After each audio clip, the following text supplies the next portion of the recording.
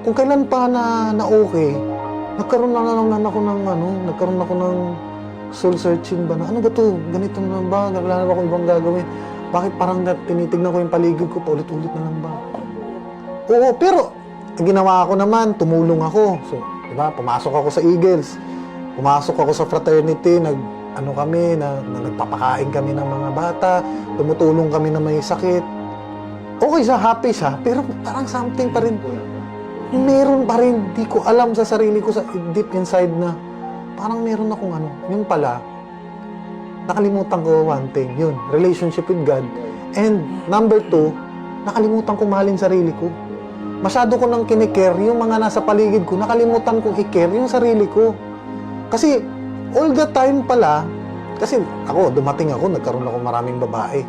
Aminado ako dun, ang dami nila. Doon ko na-realize, ay hirap pala talaga mabuhay ng totoo, di ba? Tapos, the same time, siyempre may fraternity pa tayo.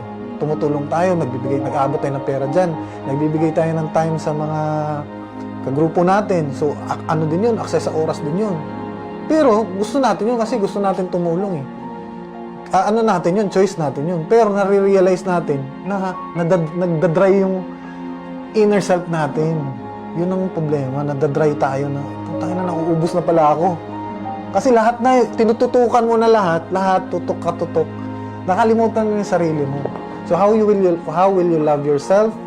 Not by buying things, not by eating masarap na pagkain, but mahalin mo yung sarili mo na kakain ka ng healthy na pagkain.